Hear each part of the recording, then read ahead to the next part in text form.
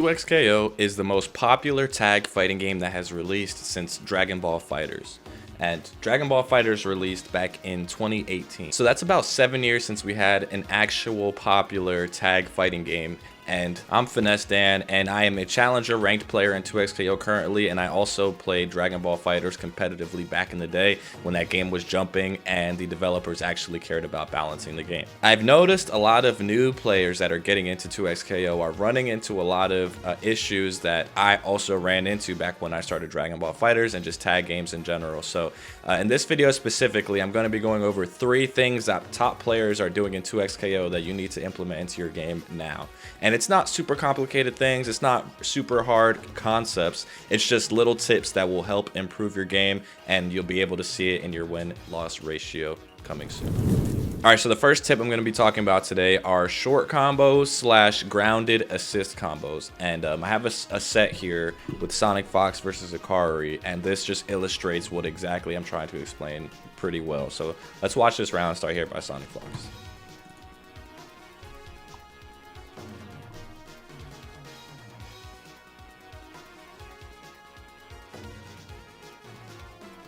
So if you notice there, look how long it took for Hikari to use his burst. He had already lost about half life with Yasuo and quite a bit of damage on Alawi.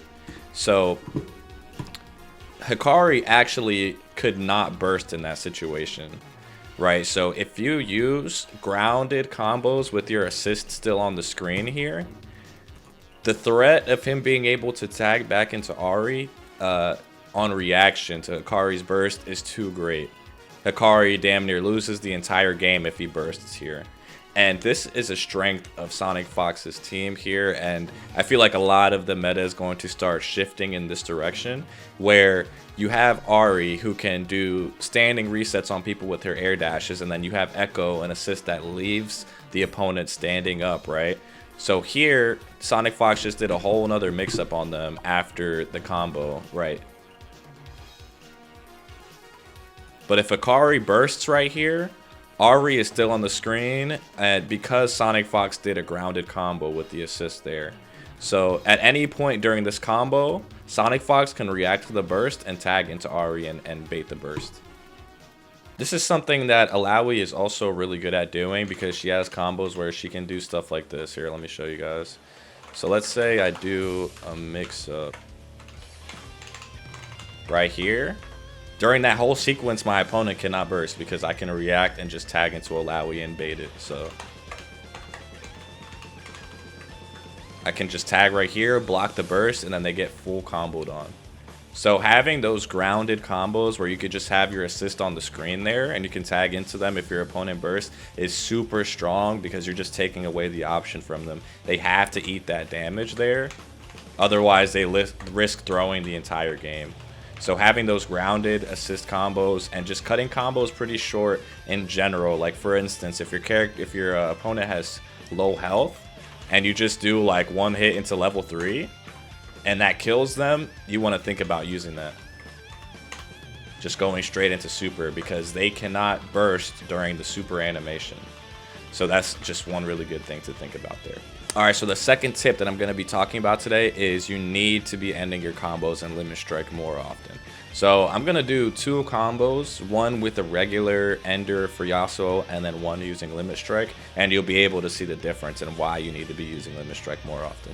Alright, so this is going to be the combo without Limit Strike.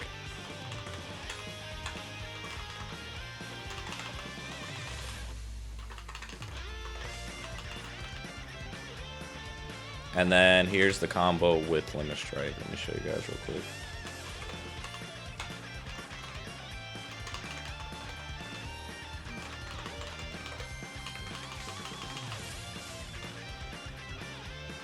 So that's the combo with Limit Strike. As you can see, I built more meter and more break meter by using Limit Strike to end the combo rather than like regular JS1, JS1, JS2.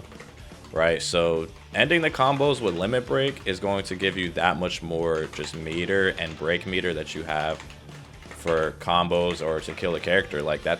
Those kind of things are important in match, and it's just something you always have to think about. You want to use Limit Strike Ender if you're not going to kill the opponent.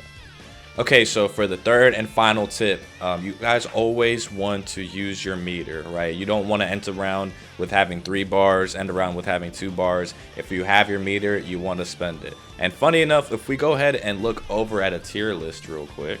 So if we look at Chris G's tier list real quick, because he just posted a tier list not too long ago. Also, shout out to Chris G for posting one of my sets against him.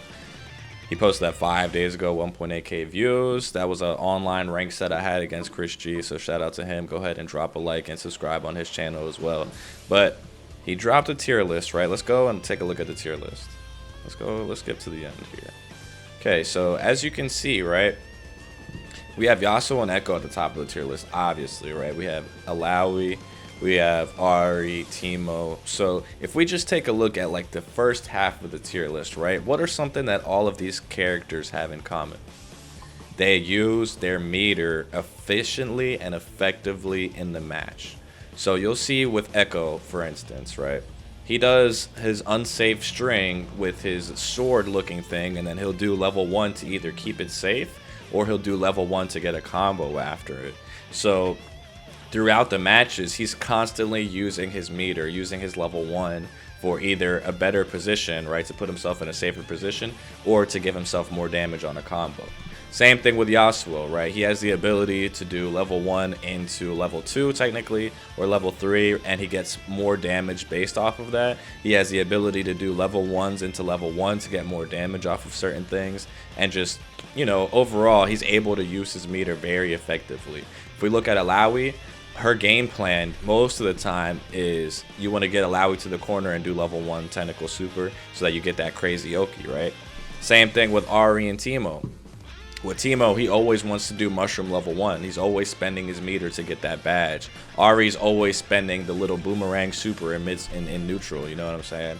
And I feel like that's going to be a deciding factor on how strong a character is. Well, maybe not the main deciding factor, but it's up there for sure. It's going to be how effectively they use their meter in a match.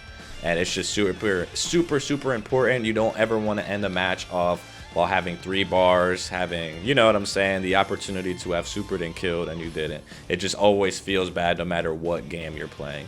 So yeah, those have been my tips. I hope this helps you guys out even a little bit, and if it does, please drop a like and subscribe, and I'm gonna catch y'all later.